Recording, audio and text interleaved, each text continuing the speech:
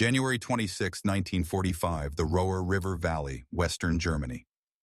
The fog hung low that morning, thick and gray as industrial smoke, clinging to the frozen fields like a burial shroud. Oberleutnant Franz Webern crouched behind his 88mm anti-tank gun, his breath forming small clouds in the bitter air. The steel of the gun barrel was cold enough to burn bare skin. Around him, his crew, veterans of Normandy, the Falaise Gap, and a dozen nameless villages, moved with practiced efficiency. They had dug the gun into a perfect defilade position at the edge of a tree line, angled toward the main road that cut through the valley like a scar. Webern adjusted his field glasses and waited. He had killed 17 American tanks in the past 4 months. The 88mm Flak 36 was his instrument, precise and devastating. Every Sherman that rolled into his sight picture was already dead. They just didn't know it yet. Then he saw it. A shape emerged from the fog, lower and wider than the others. It moved with the same mechanical confidence, the same grinding inevitability. But something about its silhouette made Webern's stomach tighten. He had seen hundreds of American tanks. He knew the M4 Sherman the way a hunter knows deer. Every variant, every weakness, every kill zone, but this one looked different, heavier. The turret seemed thicker, the hull more angular. He told himself it was the fog playing tricks. It had to be another Sherman, and his 88 had never failed to penetrate a Sherman's armor. He gave the order to fire. The gun roared. The shell streaked across the frozen field at nearly 800 meters per second, a tungsten cord round that could punch through 165 millimeters of armor at 1,000 meters. Webern watched through his optics, waiting for the familiar sight, the flash of penetration, the eruption of secondary explosions, the smoke pouring from hatches as the crew burned alive inside. Instead, he saw sparks, a bright shower of metal fragments dancing across the tank's frontal plate. The shell ricocheted skyward with a shriek like a wounded animal. The American tank kept coming. Webern felt something he had not felt since 1943, confusion, then fear. What he did not know, what German intelligence had not told him, what no amount of combat experience could have prepared him for, was that he was facing the M4A3E2 assault tank. The Americans called it the Jumbo, and its frontal armor was not the 63 millimeters of a standard Sherman. It was 178 millimeters thick. 7 inches of hardened steel sloped at devastating angles. The most heavily armored tank the United States had ever fielded. Franz Webern's 88mm gun, the legendary tank killer that had dominated every battlefield from North Africa to the Eastern Front, had just met its equal, and he had no idea what he was looking at. To understand the shock that rippled through German anti-tank crews in the winter of 1945, one must first understand the mythology of the 88. The 8.8 centimeter Flak 18, 36, 37, 41, known universally as the 88, was not merely a weapon, it was a symbol. It had begun its life as an anti-aircraft gun, designed to reach high-altitude bombers with flat trajectory and devastating kinetic energy. But in the deserts of North Africa, German commanders discovered its secondary purpose almost by accident. The 88's high muzzle velocity and excellent optics made it a devastating anti-tank weapon. British Matildas and Crusaders fell like wheat before a scythe. American Shermans, with their 63mm frontal armor and gasoline engines that burned like Roman candles, became mobile coffins. By 1944, the 88 had achieved mythic status. German propaganda films showed them blowing turrets off Soviet T-34s at ranges exceeding 2 kilometers. American tank crews whispered about them in the same tones medieval soldiers spoke of Greek fire. Field manuals devoted entire sections to identifying 88 positions before advancing. The gun itself became shorthand for German technological superiority, for the cold efficiency of the Wehrmacht's defensive doctrine. When an American tanker saw the long barrel of an 88, he knew he was about to die, unless he could call in artillery, smoke the position, or retreat fast enough that the next shot missed. This was the weapon Franz Webern commanded. This was the tool that had made him an ace, and for 4 months it had been enough. But in September 1944, deep in the American industrial heartland, something changed. The Fisher Tank Arsenal in Grand Blanc, Michigan, received an urgent request from First Army headquarters in Europe. American armor doctrine had proven devastatingly effective in the breakout from Normandy. Mobility, combined arms, overwhelming numbers. But the Wehrmacht's defensive lines in the Siegfried fortifications and the Hurtgen forest had shown the limits of the standard M4 Sherman. German anti-tank guns could engage at ranges where American 75mm guns were useless. Infantry with Panzerfausts could destroy tanks from ambush positions in dense urban terrain. The Americans needed a breakthrough tank, a vehicle that could lead assaults against fortified positions, absorb punishment, and keep moving. The solution was brutal in its simplicity. Take the standard M4A3 Sherman chassis, already proven reliable. Add armor. Not a little, add everything the suspension could carry and the engine could move. The final design added 38 millimeters of applique armor to the front hull, creating a total thickness of 178 millimeters at 47 degrees of slope, effective thickness approaching 250 millimeters. The turret front received similar treatment. The final glacis plate was thicker than a Tiger Quality's frontal armor. The entire vehicle weighed 42 tons, nearly 10 tons heavier than a standard Sherman. Only 254 Jumbos were ever produced. They were rare, expensive, and slow, but they were invulnerable to every German anti-tank gun except the dreaded 88mm PaK-43 and the 128mm guns mounted on tank destroyers. And even those required perfect conditions, close range, and a lucky shot. German intelligence never updated their recognition manuals. Tank identification cards issued to anti-tank crews in early 1945 still showed only standard Sherman variants. The Jumbo looked almost identical to a standard M4 from the front. Same width, same track configuration, same basic hull shape. Only the thickness betrayed it, and that was impossible to judge through field glasses at combat ranges. So when Oberleutnant Webern saw that tank emerge from the fog, he saw just another Sherman. His training, his experience, his 17 previous kills, all of it told him one shot would be enough. The Americans understood psychology. They knew that the greatest weapon was not steel or firepower, but doubt. And when an 88 round bounced off a Jumbo's glacis plate with a shower of sparks, doubt flooded in like water through a cracked hull. Corporal James T. Donovan sat in the driver's seat of Jumbo number 31, nicknamed Cobra King. He had been driving Sherman since Normandy, and he knew their weaknesses intimately. He had lost 2 previous tanks, one to a Panzerfaust in Carentan, another to an 88 outside St. Lo. Both times he had escaped through the driver's hatch with seconds to spare, his uniform smoking, his hands blistered. He had watched friends burn. He knew the sound a 75mm armor-piercing round made when it penetrated the fighting compartment, a metallic screech followed by a wet thump as the tungsten core turned men into fragments. He had recurring nightmares about being trapped in a burning tank, clawing at a jammed hatch while flames consumed the ammunition racks below. When his T received the Jumbos in December 1944, the crew gathered around the tank like pilgrims at a shrine. They touched the frontal armor with something approaching reverence. 7 inches. The platoon sergeant took a tape measure and demonstrated the thickness, comparing it to a standard Sherman parked nearby. Men whistled. Some laughed, nervous, disbelieving laughter. Others were silent, calculating what it meant. One gunner, a kid from Pennsylvania named Kowalski, ran his hand along the welded seam where the applique plates joined the original hull. "This is what we should have had on Omaha Beach," he said quietly. Nobody disagreed. But the Jumbo came with trade-offs. The added weight reduced top speed to 22 miles per hour, painfully slow compared to the standard Sherman's 30. The overtaxed suspension wore out constantly. The engine ran hot, consuming fuel at prodigious rates. And the 75mm gun, adequate against German armor at close range, was nearly useless at distances beyond 800 meters. The Jumbo was designed for one mission: lead the assault, absorb the hits, and let lighter tanks exploit the breakthrough.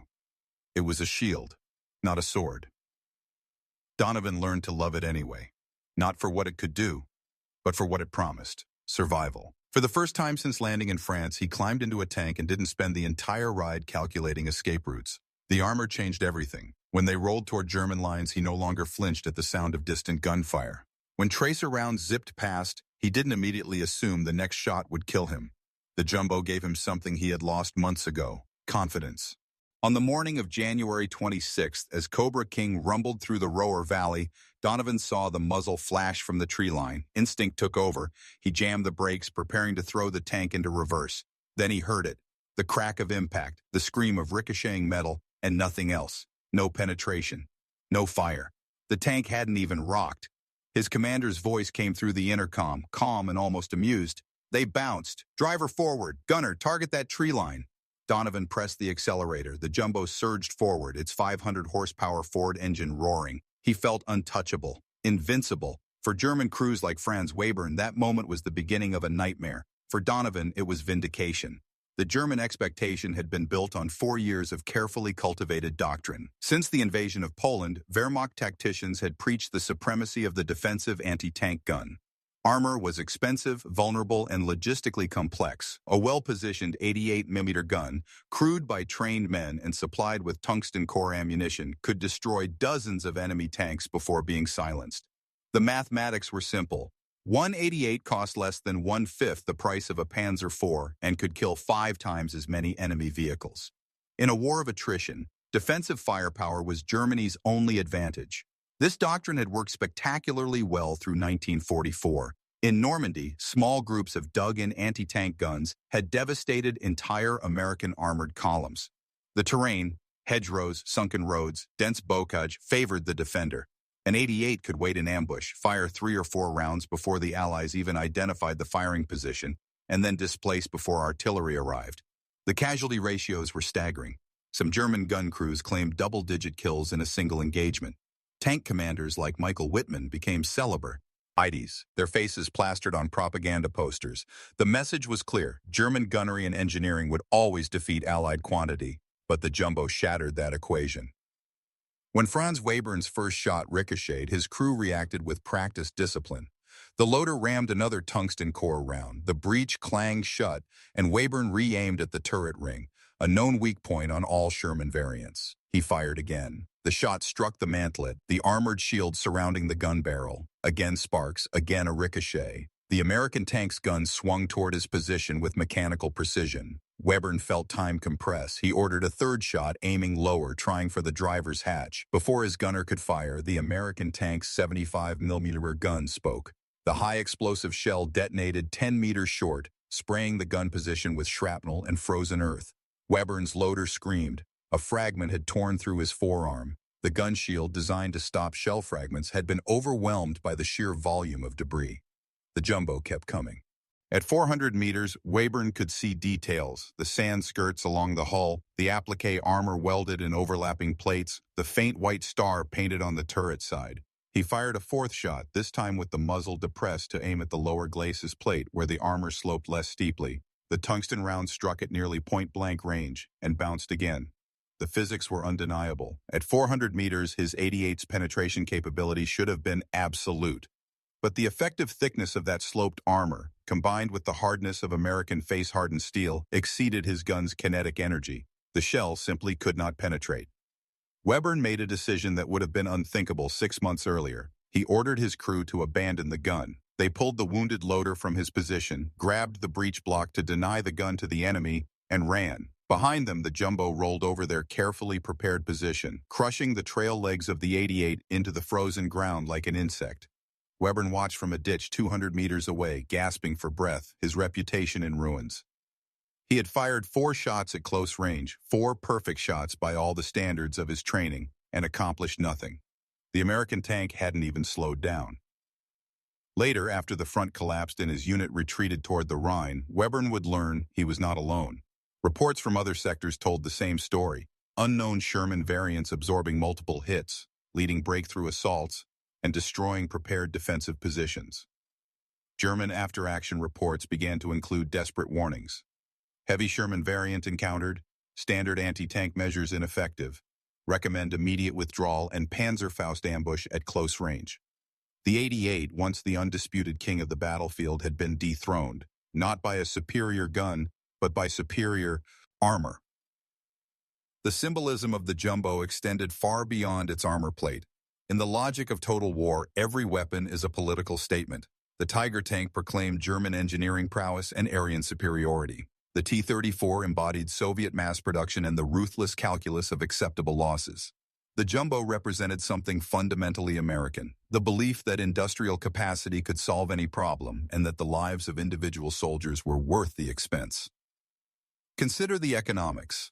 Each Jumbo cost approximately $64,000 to produce in 1945 dollars, nearly double the cost of a standard Sherman. The applique armor alone required specialized welding techniques and added weeks to the production timeline. Only 254 were built because the U.S. Army calculated that was the maximum number needed for specific breakthrough missions. There was no attempt to replace the entire Sherman fleet with jumbos. The vehicle was a luxury, a specialized tool for a specific job. But the fact that it existed at all revealed a profound difference in how America waged war. German industry in 1945 was a shattered ruin. Its factories bombed, its raw materials exhausted, its labor force dying in the rubble. The Wehrmacht fielded Panthers and Tigers, magnificent machines that required 300 man-hours of skilled labor per unit and broke down every 100 kilometers. American factories produced 50,000 Shermans in 3 years, using assembly line techniques and interchangeable parts. When a Sherman broke down, mechanics could cannibalize 3 wrecks to produce 2 working tanks within hours. When a Panther threw a track, it was often abandoned for lack of spare parts. The Jumbo embodied American abundance. It was armor for armor's sake, protection purchased at the cost of speed and firepower because American doctrine valued crew survival. German tanks mounted bigger guns and heavier armor because German crews were expected to fight until they died. American tanks prioritized mechanical reliability and crew comfort because American planners understood that a tank without a crew was useless and a crew without morale was ineffective. The Jumbo had thicker armor than a Tiger Walrus, but it also had better ventilation, more ammunition storage, and an escape hatch for every crew member. These were not accidental design choices, they were moral statements. Franz Webern would never understand this. In the frozen ditch outside the Roer Valley, watching his gun position get crushed under American steel, he attributed his failure to bad luck or poor intelligence. The idea that the enemy had invested enormous resources into a tank specifically designed to keep 5 men alive, that a single tank's armor had cost more than a year's salary for 100 workers, was incomprehensible. In the German conception of war, soldiers were assets to be expended efficiently. The Jumbo's existence implied a different arithmetic. Soldiers were human beings worth preserving even at ruinous cost. This was the ideological heart of the war, revealed in 7 inches of steel. The American crews who manned the Jumbos quickly developed a unique combat psychology. Corporal Donovan described it in a letter home in February 1945. "We're the tip of the spear now. When we roll out, the whole column follows. The Germans know what we are now. They've learned to spot the thick glacis, and they're terrified. We took fire from a Pak-40 last week, and the crew just ran. Didn't even wait to see if they'd penetrated. That's how you win a war. Make them believe they've already lost." Donovan was right. The psychological impact of the Jumbo far exceeded its tactical utility. Only 254 existed, scattered across dozens of armored divisions. The odds of any individual German anti-tank crew encountering one were vanishingly small, but the fear spread like a virus. After the first encounters in December 1944, German intelligence issued warnings about heavy Sherman variants, but the reports were vague and contradictory. Some crews reported 88mm rounds bouncing at 500 meters. Others claimed the tanks were invulnerable to anything short of a 128mm gun. The lack of clear information bred paranoia. By February 1945, German gunners began to doubt every engagement. When an American tank appeared at 1,000 meters, crews hesitated. Was it a standard Sherman, vulnerable to the first shot? Or was it a Jumbo, impervious and deadly? That moment of hesitation, the 2 or 3 seconds spent trying to identify the target, checking the glacis angle, debating with the gun commander, often meant the difference between a successful ambush and a destroyed gun. American tankers learned to exploit this. Jumbo crews would advance openly, daring the Germans to fire. When the 88s revealed their positions, lighter Shermans would flank and destroy them. The Jumbo became a magnet, drawing fire and exposing the enemy. This tactic worked because it inverted the fundamental assumption of German anti-tank doctrine. The 88 was supposed to be an invisible killer, firing from concealment and displacing before counterfire arrived. But the Jumbo forced German crews into no-win decisions. Fire and reveal your position to a tank that might be invulnerable, or hold fire and allow the enemy to advance unopposed. Either way, the initiative shifted to the attacker. The defender's advantage evaporated. There were exceptions. On February 14, 1945, near Cologne, a Jumbo from the 3rd Armored Division took 3 hits from a Pak-43, the long-barreled 88mm variant designed specifically as a tank destroyer. 2 rounds ricocheted, but the 3rd penetrated the lower hull, starting a fire. The crew bailed out safely, and the tank was recovered 2 days later.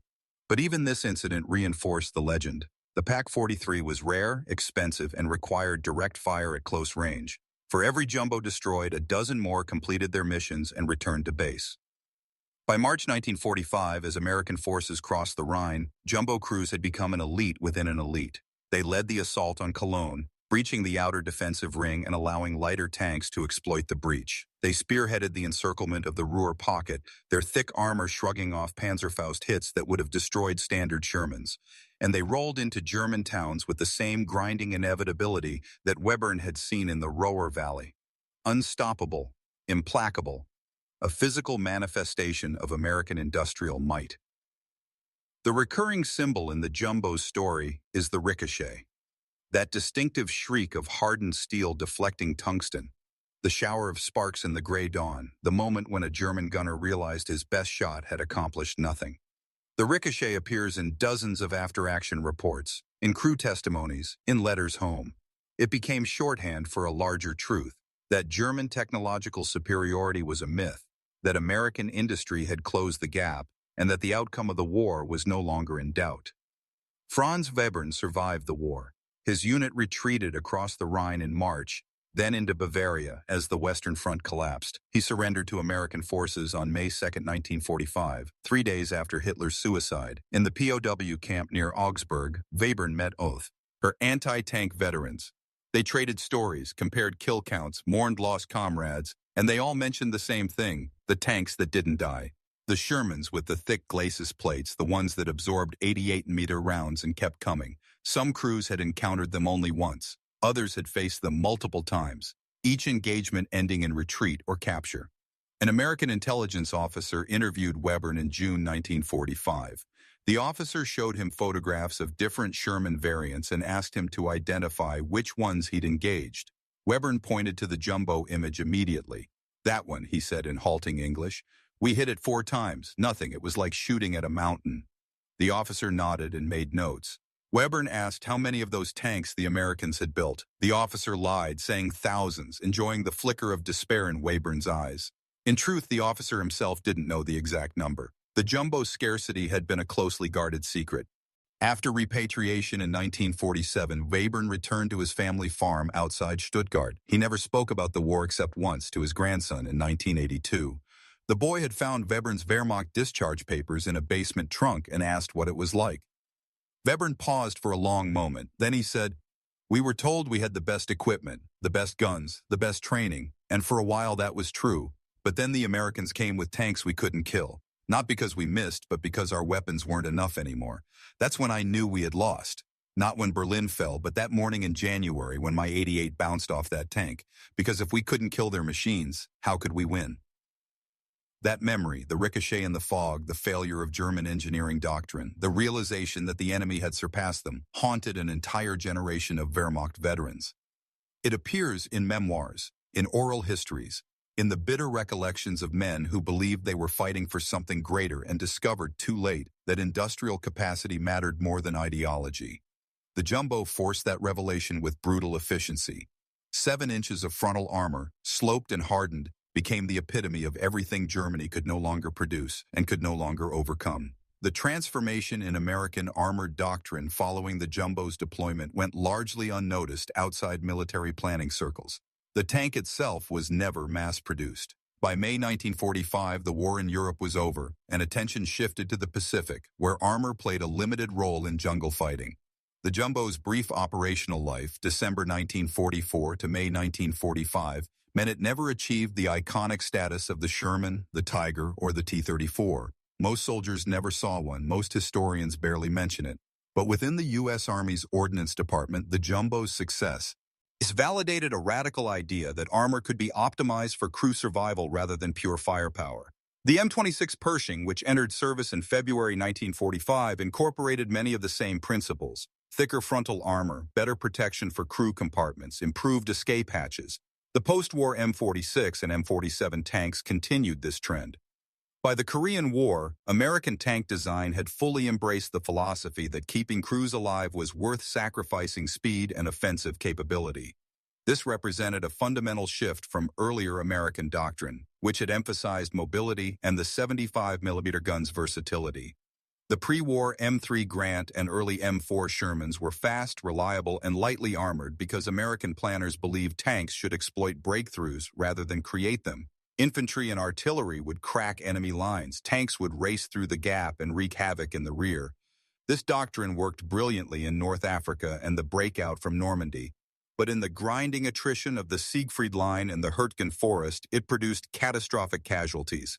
Sherman crews suffered 60% casualty rates in some units. Tanks burned so frequently that crews called them Ronsons, after a cigarette lighter advertised as lighting the first time, every time. The Jumbo was the Army's response to crew complaints, to families demanding better protection for their sons, and to the grim realization that the Wehrmacht's defensive doctrine was devastatingly effective. It was born from desperation, improvisation, and a willingness to admit that earlier designs had failed. And it worked. Jumbo crews suffered casualty rates 30 to 40% lower than standard Sherman crews, despite being used in the most dangerous assault missions. The 7 inches of frontal armor saved hundreds of lives. But the true legacy of the Jumbo was not tactical or doctrinal. It was moral. The decision to build the Jumbo, to expend scarce resources on a small number of specialized vehicles designed primarily to protect their crews, reflected a value system that prioritized individual lives over abstract military efficiency. German planners would never have approved such a tank. The resources required to up-armor 254 Shermans could have built 500 additional standard tanks, increasing overall firepower and operational flexibility. But American planners made a different calculation. They decided that the lives of 1,270 tank crewmen, 5 per tank, 254 tanks, were worth the trade-off. This was not sentimentality. It was pragmatic recognition that experienced crews were irreplaceable, that morale mattered, and that soldiers who believed their lives were valued fought more effectively than those who saw themselves as expendable. The Jumbo crews knew they were driving the most heavily armored American tank ever built.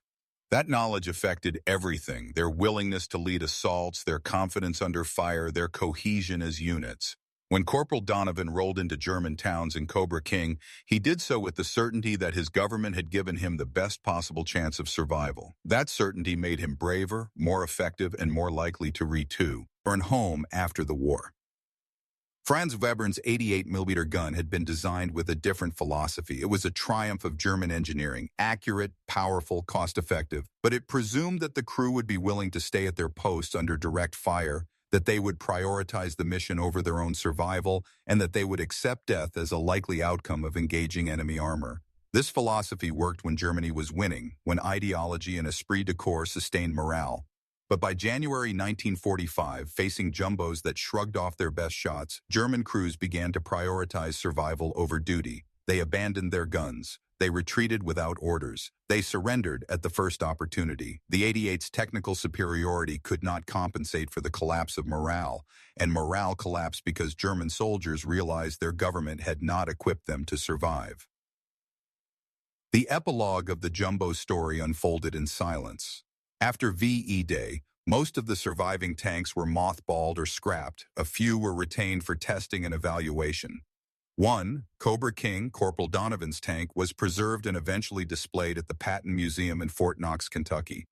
Visitors can still see the tank today, its applique armor welded in overlapping plates, its 75mm gun elevated at a slight angle. There are no impact marks on the frontal armor. Either Cobra King was never hit, or the ricochets left no visible scars. Donovan returned to Philadelphia in August 1945. He worked as a machinist for 30 years, raised 4 children, and rarely spoke about the war. In 1988, a local newspaper ran a feature on D-Day veterans, and Donovan was interviewed. The reporter asked what he remembered most about the war. Donovan thought for a moment, then he said, "The sound of a round bouncing off, that shriek when the shell hit the armor and just skipped away. I heard it maybe 20 times. Every time I thought, not today. And then I'd keep driving. That's what I remember, not today." That phrase, not today, captures the essence of the Jumbo's legacy. It was a reprieve, a promise that technology and resources in American industrial might have bought a chance at survival. For men like Donovan, it was the difference between dying in France and growing old in Philadelphia. For men like Webern, it was the moment when certainty dissolved, when the weapons they trusted failed, and when the war became unwinnable. The Jumbo's frontal armor was 7 inches thick, but its true weight was measured in lives preserved, in families that remained intact, in men who came home. That thickness was a statement that American democracy valued its soldiers enough to protect them, even at ruinous cost. That German technological superiority was an illusion. That the war's outcome had been decided not on the battlefield but in the factories of Detroit and Grand Blanc, where workers welded steel plates with the understanding that each inch of armor might mean the difference between a telegram and a homecoming. The 88mm gun crews never knew what they were facing in those first encounters. They fired with confidence, expecting the familiar result: penetration, fire, destruction. Instead, they heard the shriek of deflection, saw the sparks cascading into the frozen dawn, and felt their certainty shatter like the tungsten cores fragmenting against American steel. In that moment, the war changed. Not because of strategy or tactics, but because one side had decided that protecting 5 men in a tank was worth more than fielding 5 additional tanks. That decision, replicated across 254 vehicles and thousands of engagements, redefined what it meant to wage industrial war in the name of democracy. And in the end, it was that philosophy, not firepower, not tactics, not even courage, that proved unstoppable. The Jumbo rolled forward through the fog of January 1945, absorbing hits that should have destroyed it, crewed by men who believed they might survive. Behind it came the rest of the American army, an avalanche of steel and resolve and industrial abundance that no 88mm gun, no matter how well aimed, could ever hope to stop. 7 inches of frontal armor, a ricochet in the fog, the sound of certainty dying. Not today.